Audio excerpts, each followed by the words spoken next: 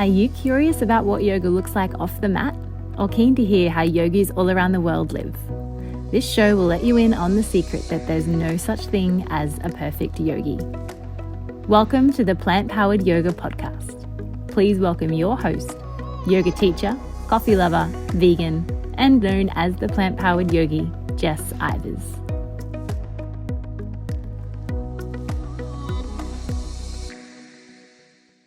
Hi there everyone, and welcome to the latest episode of the Plant-Powered Yoga Podcast. Today doing a bit more interview style, chatting with Melissa Murphy-Webster, or Liss as she much prefers to be known, from AVS Organic Foods. And Liss makes vegan cheese and does some other amazing things like rescues chickens, is now becoming a little personalised cheese delivery service around Melbourne during lockdown. So I use this as a good opportunity to catch up with her and see how things are going in Melbourne at the moment while they are in the stage of another lockdown. So enjoy the chat and I'll catch you at the end of the episode. All right, welcome to the Plant-Powered Yoga Podcast. Today I'm chatting with Liss Webster, all the way down in Melbourne, owner of AVS Organic Foods. How are you today, Liss? I'm really good, thank you. How are you, Jess? I'm good. I was very tempted just then to be like, how are you going, Mel? You are so forever cheeky. It's all right. We know not to call you that. How's it going down there in lockdown 2.0? Well, yeah, it's interesting to say the least. There's a lot of businesses doing it pretty hard. Some businesses are obviously thriving in this case, which is, good to see. Yeah, it's a bit weird. We thought we'd gotten through the worst of it, but we just got to power through this bit a bit longer, I guess. Yep. It's one of those things, hey?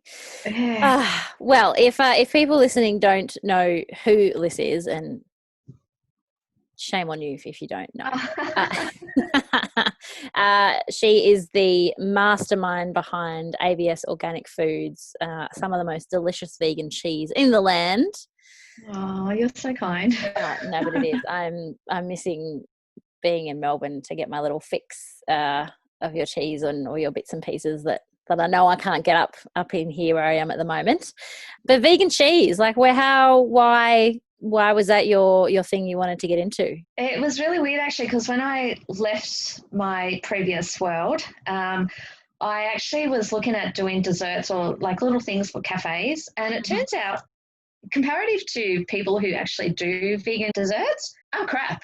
I'm really terrible at it. But savoury is really where I excel. So you hear the thing, if it weren't for cheese, I'd go vegan. And although for me it was actually eggs that held me off, cheese was still a big factor when we were socialising and having a glass of wine and creating beautiful colourful platters. So we just started playing around.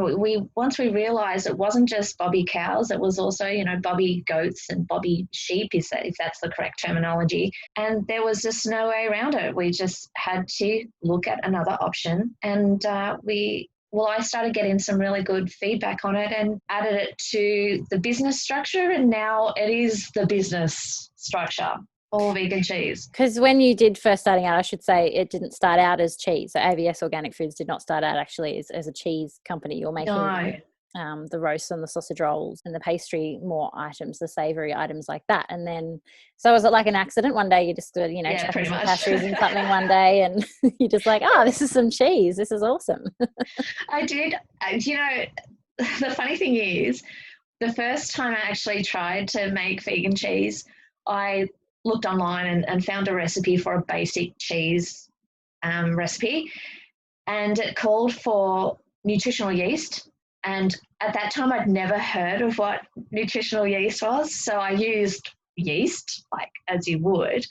And although it wasn't disgusting, it certainly wasn't cheesy. And it took me months still after that to realise that nutritional yeast was different from baking yeast. And then obviously once I discovered that, the world simply opened up for a lot of different variations and flavours. the magic started happening. Well, Yeah. side note on that, because during lockdown and quarantine, everyone has been going and making their own bread and using up all the yeast that's been in the supermarkets and eating. But I found that looking in the supermarkets around here, I've really struggled finding nutritional yeast. I was like, is it because people are so desperate for yeast and they're looking for it everywhere because they're making their own bread, that they've found nutritional yeast and thought, oh, well, surely this is the same thing. So I wonder if we're going to have a whole bunch of people come out of lockdown out of this and go, oh, I tried making bread, but I choose this other thing called nutritional yeast, and they've just ended up with some sort of, flat, cheesy flavored bread. Oh, that could be. That's so cool, because I know that myself, for the business, we haven't had an issue obtaining nutritional yeast during the lockdown, but a few of the starches that we use for some of the products, it got a little bit dicey there for a while. We're cool now, but yeah, because everyone just bought anything that looked like flour. And then so our suppliers ended up putting minimum orders on that as well, which we're like, hang on, we should be exempt because this is literally what we use. It's not like we're trying to hoard it. But yeah, that seems to all balance back now. I don't think the drive for making bread is as passionate as it was in the first month of lockdown. No. I never got it though, because bakeries were always still open and everyone was very stressing out about baking their own bread. But I was like, guys, the bakeries are still open, mate. Like, you can go and get your salad. Yeah. Just everyone's just going, way back home. End of the world. People are buying dried beans and rice who don't even know how to cook dried beans and rice. Well, I was waiting for it to turn around on all the vegans and us get blamed for all the shortages of like chickpeas and canned tomatoes and things, because that's all that's a big pantry staple for us. So I was actually waiting, for the vegans to be blamed for the lockdown shortages, but I think we got away with it. We got away with it. Ha ha ha. But speaking of vegans and, how annoying we are, what's your vegan story? Like, how did it all come about to you? And obviously this is before starting up your business, but tell us a bit about that. Well, actually not that much longer prior. So the business has been running for nearly 7 years, and I think I probably been vegan for nearly 8 years. And I was listening to the radio, and I remember being in my kitchen listening to the radio and heard the term bobby calf, Mm-hmm. And I was like, what is that? And I Googled it and went, oh, okay. And my husband, we're not having dairy anymore. Well, actually, to be honest, we did ring a few farms to ask how they treated their mothers and the cows, and we were misguided, but we realised quite quickly that that was not the case. And so, bobby cows were the reason why we gave up dairy. We did keep drinking, cheese, goat's cheese and sheep cheese, because we thought that they were exempt from the process. And it was very quickly that we realised that all animals in that particular case were treated the same or lost their babies and whatnot. So bobby cows, that's it for me. Interesting how a lot of people I speak to all have a different story or something different, and just something as simple as listening to a radio program and and then it steamrolls, because you go, well, hang on, if they're doing that there, then what are they doing about this? And then you meet some other people and they go, well, then this is happening, and it opens up your mind to actually have a real good look at what's going on around, whether it be animal cruelty or human justice or environmental. It literally is the matrix, the pill taking. One way of once it opens up one door. And I think I've said that to you before, how it's a process as well of once you learn something, you can't unlearn it. And that's what a lot of it feels like to me, is like once you know something, it's just really hard to kind of forget that you ever heard it. Or so true. And I don't know a lot of people that have heard that, and then or a fact or a stat or some information, and been able to just forget about it and go. No, I don't know many people who've gone that. I mean, I know several people, and in doing markets I came across a lot of people who went vegan for health or environmental reasons and didn't even look at animal processes. So it did not surprise me when they flicked in of being vegan and then out for a period of time and then back to veganism, because the thing that was driving them was different from what other people had driven for whatever reason. Yeah. And what has going vegan, obviously it does open up all these little bits and pieces, but what everyone A lot of people try and look at the negatives of veganism and think that we're missing out on things, and Oh my gosh, no.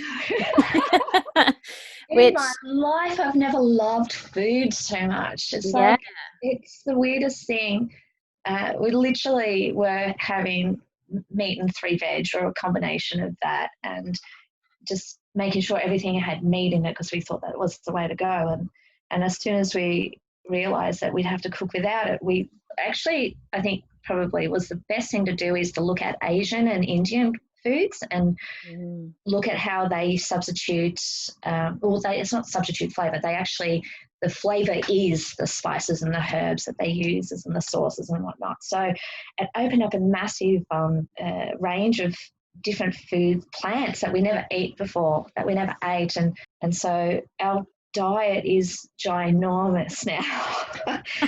We love it. There's not many things that we don't like the flavour. And I think also your taste buds get hijacked when you just have a basic, 20 staple items that you eat day in, day out. You don't have the craving for anything else because you don't know what you're missing out on.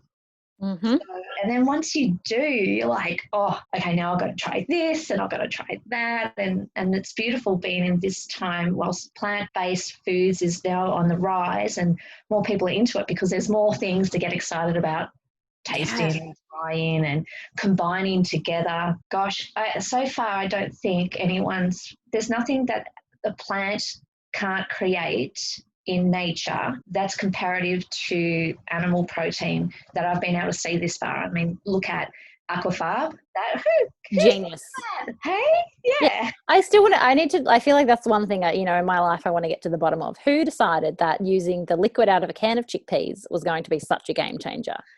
I tell you that, me too. I want to know that. And I also want to know who was the person that saw an egg come out of a chicken's butt and decide that they wanted to eat that. Those two things I need answers to. Yeah. Or when you think about that, with milk, it's like, why did we look at that and go, hey, we should be drinking that? Yeah. And I mean, look at mushrooms doing a big propel into the supermarkets and on people's plates as a substitute for meat, jackfruit. Oh gosh, just so much stuff. So very exciting. So good. I made a delicious jackfruit pizza last night. So good. I just see your face. You just went memories. And I had some leftovers for lunch, and it's like, that was absolutely sensational. Yes. So I'm not missing anything. If anything, I've gained more. Yeah. What's if you could narrow down to a couple of things, because I'm sure the list is very long, but what's one of the best things, apart from starting your own vegan business, that has happened as a result of going vegan? Well, our health, both of us actually, we were not overly much into exercise or sports or anything like that. We're both probably a bit on the dumpy side, eating crap foods. And then once we sort of started changing over and got more exercise. So we actually missed the phase of junk food vegan. I don't know how, we didn't really smash it. Yeah, I know. That's what Sundays are for now. But we didn't smash it like a lot of people and I think it's because we dived into Asian and Indian cooking rather than trying to find substitute meats and whatnot. But and so as we did that, we seemed to get more energy back. My eczema and a few other things kind of dissipated, lost weight. We just gained a new, passion for exercising, though I know it's a swear word for so many people, but it literally is my antidepressant now, exercise. And I think that's the thing that I appreciate more than anything about being vegan is gaining my health back. More to the point, stop throwing my health away. My lifestyle was making me unhealthy. That's pretty powerful. I think you and I do fairly different exercise. You love your boxing. I don't box that much. But I know you love a bit of mindfulness and yoga here and there. So yes, indeed. But you're so right. I've always never really understood that from a yoga perspective, how the whole practice is about nourishing your body and treating yourself with kindness, and just everything that goes into it is about doing good for yourself and letting go of the bad. And just so that's why a vegan diet to me totally complements this practice, because it all just goes together so well. And it does. Yeah. And then after you practice, you can have a big meal. Exactly. That's the best part. Yeah. Only reason. Yoga on a Saturday morning, off to brunch afterwards when cafes are reopen and yoga studios reopen. Yeah. Perfect. How are you going with lockdown exercise though? Are you Uh, managing? we've more or less got a gym set up at home, but it's not the same. So we both are working out. I crave being at the gym. I crave working out with other people. And I don't go to the gym and lift weights or anything like that. I'm more a class, for lack of a better word, a boot campy type person. So I get driven by being around other people who are driven. And so when I work out on my own, I don't get the same endorphins. So when you're working outside in the back with the chickens, it's not the same, or? No, funny enough, yeah. They refuse to do burpees. I know. mean, honestly. And they're so close to the ground, so it should be easy for them. They kind of do when they do their little peck, right? Like a little mini burpee. Yeah, true. Now you do have quite the menagerie at home as an animal lover. There's quite a lot of a lot of little beings that live with you. If we're lucky, we might get another appearance from Dot the cat. Oh yeah, she's ducked out now with Anth. Oh, okay, all right. But who have you got there at home with you? So you got some chickens. We got the chickens, rescue chickens that we take in. So over the years, we've I think rescued and rehomed about 25, and they're here for life, and they're here for their best health. So anything that they get treated the same way as dogs and cats do. If they're not well, we make sure that we do everything we can to make them happy and have a great life. We've got 2 rescue cats, Mikey and Dot, which I think a few people might know who Dot is. Yeah, and Dot is Insta famous almost, isn't she? She does appear on the Instagram a bit. And we've got Sam and JD as our dogs. Sam's a rescue. She's a Bits a dog. She's awesome. And JD, so we got her pre-vegan. We got her before even knowing her and her brother, before we even knew about puppy farms. So unfortunately, we did get them from a breeder, but we're absolutely certain it wasn't a puppy farm. They were 2 little gorgeous Cavy twins, and they were just delightful. But since realising, we've vowed that we'll always make sure that we give a dog, no matter the age, if we can help, we'll rehome them rather than feeding the puppy farm or the breeder. What do you call it? Yeah, it's almost like a vicious cycle of... Yeah, there's no other... Yeah, the wheel of... Yeah, so the hierarchy in our place goes chickens, cats, dogs, and then us. Good. Yeah, we're well at the bottom. I love that the chickens are at the top, though. Is that just because they're they've got a bit of sass, or...? Oh, yeah, chickens have sass. Most chickens have sass. There are obviously a few that don't. How many have you got there at the moment? We've only got 4 at the moment because we had several age that they would have been probably 6-7 years old, so they died of complications in the last 12 months due to being, egg producers. Mm-hmm. So, yeah, we've got 4. It's funny because our dogs... have, when you introduce a chicken to a dog, obviously you've got to be very careful. But most of them, definitely sass is the perfect word. And I've never understood the term, what are ya, chicken? As if they're scared. Because they aren't. They might be scared, but they are ballsy little girls, and they will protect themselves as much as they can. So they're wonderful. Yeah, you're right. It's one of those weird things, but that's also one of my favorite quotes. I know I'm going to say it wrong, but something about everyone calls vegans weak when we're really, we're the ones that stand up for our beliefs almost every single day, and we're the ones that are trying to make a difference with what we do. So realistically, it's not very weak at all. We'd like to think that we're very strong, independent beings that are fighting for a bit of change. So true. Now, if people are listening to this and going, where do I rescue a chicken? Is there anywhere specific you would recommend someone would be able to get a rescue chicken from, or? I think in Victoria at the moment, the best option is to go through the great people at Rescue Chicken Save Rescue Chicken. Oh my gosh, I'm terrible. If you were to Google Rescue Chicken, they would come up. Once we figure out what exactly the Save Rescue Chicken saving. Yeah. We'll pop it in the show notes. Rescue Chicken Save, I think it's called. It just doesn't Rescuing roll and off the saving tongue. are so important. They put it in the name twice. Yes, yeah, and but I know if you Google it and every now and again, well, actually, I think they've done it twice now. Edgar's Mission. So if you do get stuck, Pam at Edgar's Mission is got her finger on the ball in so many people that she knows. So she's also a very good source as well. Yeah, for sure. Now, going back to your vegan cheese, just to yes. to talk about it a bit more. Okay. With this conversation. So you've got quite a big range of vegan cheeses.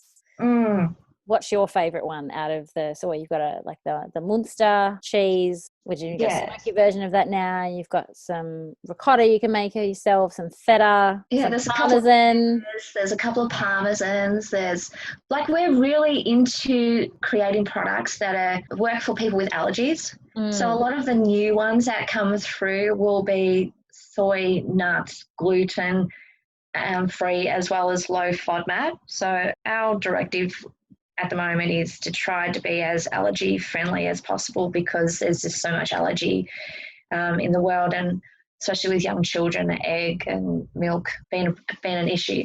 But I have to say, the Munster is still my all-time favourite, and I duck out every now and again when I'm like, I could do something with the feta or use the parmesans, but I always go back to the Munster. I just love how it melts. I just love how it's on my tongue. And I always thought, I don't know if you're aware, Cadbury's used to do this thing with their workers where they used to allow them to eat as much chocolate as they want, because then they get sick of it. And they're less tempted to eat off the line, which makes it safer, obviously. It works, and it absolutely works, because they get so sick of chocolate. Why has this not worked for me for my Munster? Yeah, it's been 7 years now, and you're like, I'm still just as addicted to this cheese. Still chowing down on it. I'm still. Don't they say that even dairy cheese, it's equivalent to maybe it's like a drug, because it's so addictive. Yeah, it's setting off the little firecrackers in my head because the word cheese. Ooh. Yeah. So fancy. Yes, so that's my favourite. Well, if you are curious about the Munster cheese and want to know how you can get some DIY kits that you can make at home, which I've got a video up on my YouTube channel of how I made it. Apologies in advance that the video does include some very daggy puns. Yeah. But so you actually, so as well as having cheeses that you can come and buy from a whole bunch of different places that are ready-made, you do have this awesome DIY kits that you can make your own stuff at home. So I think that's a perfect lockdown activity. Yeah. So we've been getting people doing that with their kids, because it's really easy to do. When we created our first video, we did it with my niece when she was 5 years old, and it literally, if a 5-year-old can do it, anyone can do it. That one at the moment, that's order online. We can ship that to anywhere in Australia, and through Melbourne at the moment, through the lockdown, we are doing door-to-door deliveries. So we're getting to see a bit of the countryside. Just getting out and about in your little beep. Yeah. I really I'm just imagining you now, which I know it's not the case, but I just wish you had like a wedge of cheese shaped car that you were driving around in around Melbourne. Oh my God, that would be too hysterical. Next financial year, when you're getting a new car, please look into it. Thank you. All right. Well, we'll make sure that's the thing. And like you mentioned before, your cheeses as well. Like, I know we are talking about veganism and that side of things, but that's also something cool about a lot of your products, is that they're for people with allergies or that can't have certain products or certain things for whatever reason that might be. They are kind of cool, cheesy products that just also happen to be vegan, as well as not making hopefully your tummy upset. So, and has that been a thing that you found, say, when going vegan? I know you spoke before about going down sort of the healthier route straight away rather than trying to find like replacements for things. But is that also why a lot of your products, say, don't have soy and gluten? No, actually. I did markets. So I used to do like 2 or 3 markets a year. 2 or 3 markets every week for 5 and a bit years. And so I came and met and spoke to a lot of people through that time. And the biggest hurdle for so many people was allergies. And so I guess within a year of doing all these markets, a refocus to be more friendly for these people who are just looking for an option that wasn't plasticky. Yes. Because back in the day, there was not very many options out there. So it was good to be able to, and also we got to, test, what's the proper word? we got to use the people at the market to try our products before we pushed them out. So we got a lot of feedback really quickly about taste and texture and price. So yeah, markets, funny enough. Who would have thought that after the last 6 months that we'd miss markets? I know. And even I'm going, as a store holder, you're just like, love to do a market. And talk to some people. And just how all of that's changed. Yeah, there's not many markets operating at the moment, and the ones that are operating pretty thinly to keep people social distancing appropriately. Well, fingers crossed that things start getting back to normal soonish for all of us. But so in lockdown, people can obviously find you around Melbourne. You are doing some delivery drops, and where can people find out some more information about that? Yeah, so they can get the info about the deliveries, where there's free delivery at the moment for orders over $60 on the website, which is avsorganicfoods.com.au. I'm easily accessible through messaging and social media platforms as well if anyone has any questions. So I'm very easy to get a hold of and chat. When you're not driving around town in your giant cheese wheel, you're very easy to find. I thought it was a cheese wedge. Cheese wedge, sorry. But a cheese wheel would also be fun. That can be the next upgrade. But I did want to mention as well, exciting news. So not only this year did you get to expand over to Perth. Because that is one hard thing, I guess, when you're trying to send a cold vegan product somewhere. Getting it around town, but then you also you're now selling in the UAE. Yeah, so excited, and obviously working on trying to get into other countries as well. COVID has kind of been a little bit of a hiccup, but I'm pleased as punch that we're in another country and other people are able to play and try and taste and enjoy our product. So it's so exciting. Absolutely thrilled. Not to undersell your success as an amazing businesswoman and cheesemaker, but it's just from your little factory in Epping in Melbourne going all the way around the world. It's pretty cool, and I think that's a credit to you for your perseverance with this product and with your business. And also, we've been very lucky. Our feedback and support from our customers has been amazing. Like, we've been very lucky. We've been around for a very long time. We were one of the first producers of a block style cheese in Australia, if not the actual first. I believe Botanical Cuisine had vegan cheeses in jars as a spread. So ours was the first out there that was independent of a jar. And we just listened to what people said and we've been encouraged throughout by our awesome customers. Been very happy, very lucky, considering like there was no market 5 years ago.